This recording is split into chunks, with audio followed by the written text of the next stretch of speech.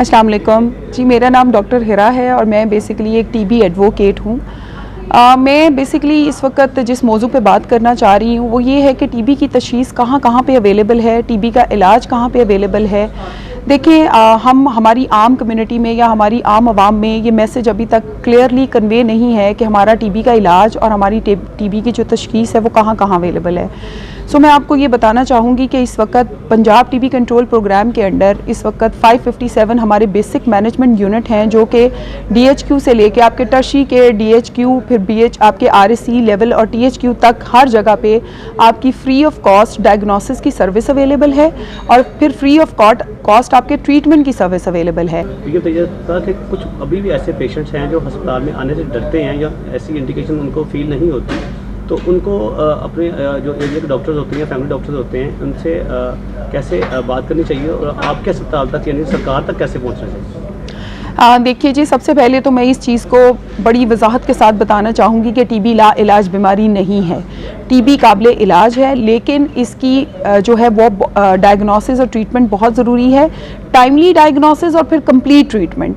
देखिए, हमारा अलमिया ये है कि हम कहते हैं कि टीबी का इलाज 6 महीने का है, लेकिन मरीज़ 6 महीने का इलाज पूरा नहीं करता, जिसकी वजह से जो टीबी है वो मज़ाहमती टीबी में कन्वर्ट हो जाती है और जो कि टीबी बिगड़ जाने का नाम है। जब टीबी बिगड़ जाती है तो उसका इलाज बहुत मुश्किल और बहुत लंबा है।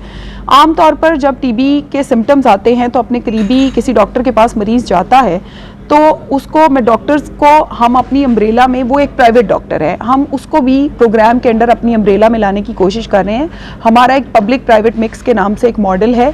हम उस मॉडल के थ्रू जितने भी GPs हैं जिनके पास मरीज़ों की तादाद बहुत ज़्यादा है, हम उनको अपनी अम्ब्रेला में लाने की कोशिश कर रहे हैं ताकि जब वो मरीज़ को बताएं कि डायग्नोसिस या तशख़ीस कहाँ होनी है और इलाज कहाँ अवेलेबल है, तो वो भी उनको सरकारी अस्पतालों में रेफ़र कर सकें। बेसिकली वो हमारा सोर्स ऑफ रेफरल बने, या अगर वो खुद ट्रीटमेंट देना चाहते हैं तो वो सरकार की जो सरकार की अम्ब्रेला में दवाई आ रही है, सरकार की अम्ब्रेला में जो डायग्नोस्टिक सर्विसेज अवेलेबल हैं वो उन्हीं के थ्रू उनका इलाज करें।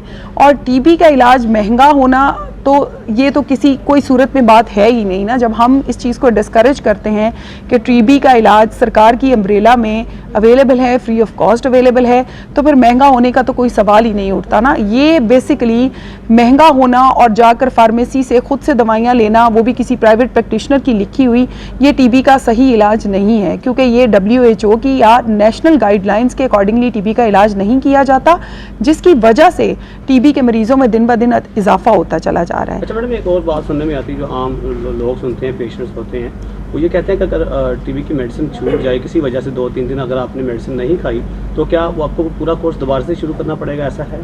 जी नहीं, 2 या 3 दिन से तो फ़र्क नहीं पड़ता, लेकिन देखें हमारा इस वक्त लोगो या हमारा जो ऑब्जेक्टिव वो यही है कि टीबी का इलाज 6 महीने पूरा किया जाए। अब उस 6 महीने में 1 या 2 दिन छूट जाता है तो हम वो डेज़ पूरे करते हैं, वो ज़ीरो से स्टार्ट नहीं होता। हम 6 महीने 3 दिन या 6 महीने 4 दिन उस इलाज को ले जाते हैं। आमतौर पर ये होता है कि जब मरीज़ ने 2 महीने के लिए इकट्ठा ट्रीटमेंट छोड़ दिया है, 2 महीने ट्रीटमेंट नहीं लिया, तो तब उसको वो इलाज ज़ीरो से शुरू करना पड़ता है। 2 दिन या 3 दिन से कोई फ़र्क नहीं पड़ता, वो 2 या 3 दिन फिर हम उसके एंड में ट्रीटमेंट में ऐड कर देते हैं। टीबी की कौन-कौन सी इकसाम होती है? देखिए, टीबी जो है वो जिस्म के किसी हिस्से में भी हो सकती है। आमतौर पर हम टीबी को ब्रॉडर कैटेगरी में 2 हिस्सों में डिवाइड करते हैं। एक हम कहते हैं जी पल्मोनरी टीबी होती है और एक एक्स्ट्रा पल्मोनरी टीबी होती है। जब फेफड़ों की टीबी होती है तो हम उसको पल्मोनरी टीबी कहते हैं। फेफड़ों के अलावा जिस्म के किसी हिस्से में टीबी हो जाए उसको हम एक्स्ट्रा पल्मोनरी टीबी कहते हैं। जैसे कि आमतौर पर आपने सुना होगा कि पेट की आंतड़ियों की टीबी हो गई, हड्डियों की टीबी हो गई, दिमाग की टीबी हो गई, स्पाइन की टीबी हो गई है, तो ऐसी सूरत में हम उसको एक्स्ट्रा पल्मोनरी टीबी कहते हैं। सो हमें ये भी समझने की ज़रूरत है कि टीबी फैलती कौन सी है। टीबी फेफड़ों वाली टीबी फैलती है, वो सांस लेने से, खांसने से, थूकने से एक मरीज़ से दूसरे मरीज़ में ट्रांसफ़र हो जाती है। लेकिन जो एक्स्ट्रा पल्मोनरी टीबी होती है वो हिडन होती है, वो फैलती नहीं है। ठीक है, तो हमारा जो इस वक्त बहुत बेसिक कंसर्न है वो पल्मोनरी टीबी है, क्योंकि हमारे हाउस होल्ड का इस किस्म का इस वक्त एनवायरनमेंट है कि छोटे छोटे घरों के अंदर, जैसे आबादी बहुत ज़्यादा है, छोटे छोटे घरों के अंदर 10-10, 12-12 लोग रह रहे होते हैं, तो एक अगर मरीज़ टीबी, एक्टिव टीबी का मरीज़ वहाँ पे अवेलेबल होता है तो वो अपने घर के 10 से 12 हेल्दी लोगों को टीबी लगा सकता है। सो हमारा अलमिया ये है कि पाकिस्तान इस वक्त एक बहुत बड़ा आबादी वाला मुल्क है और सालाना पंजाब में 3,30,000 टीबी का मरीज़ अवेलेबल है। डायग्नोज होने के बाद ही पता चलेगा कि फेफड़ों की टीबी है या आंतरियों की है या हड्डियों की है? देखिए नहीं, ये डिपेंड करता है आपके सिम्टम्स के ऊपर। ये डिपेंड करता है कि आपको जिस्म के किस हिस्से में सिम्टम्स आ रहे हैं। अगर तो देखें आमतौर पे मैंने आपको बताया कि जी 2 या 2 हफ्ते से ज़्यादा खांसी, बुखार होना, हल्का बुखार होना, ठंडे पसीने आना, वेट लॉस होना, ये जो सिम्टम्स हैं ये आपके पल्मोनरी टीबी के सिम्टम्स हैं। इसमें सिर्फ जो आपकी एक्स्ट्रा पल्मोनरी टीबी है वो साइट स्पेसिफिक सिम्टम्स आएंगे आपको।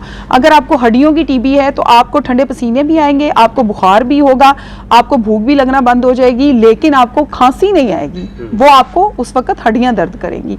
सो कुछ ऐसे सिम्टम्स हैं जो कॉमन है और कुछ ऐसे सिम्टम्स हैं जो आपके साइट स्पेसिफिक होते हैं। फिर हम डायग्नोसिस की तरफ जाते हैं। जो कंप्लेंट्स लेके पेशेंट हमारे पास आता है, हम अगर वो एक्स्ट्रा पल्मोनरी के साथ आता है तो हम एक्स्ट्रा पल्मोनरी के लिए टेस्ट करवाते हैं, और अगर वो फेफड़ों की टीबी के साथ आता है तो हम फेफड़ों की टीबी का टेस्ट करवाते हैं। अच्छा जी, टीबी की अलामात ये हैं कि जी आपको जो सबसे बड़ी जो टीबी की अलामत 2 या 2 हफ्ते से ज़्यादा खांसी है, ठंडे पसीने आते हैं, हल्का बुखार होता है, भूख नहीं लगती और आपका अनएक्सपेक्टेड वेट लॉस हो जाता है। मतलब किसी भी ना वजह होने के बावजूद आपका वेट लॉस होना शुरू होता है।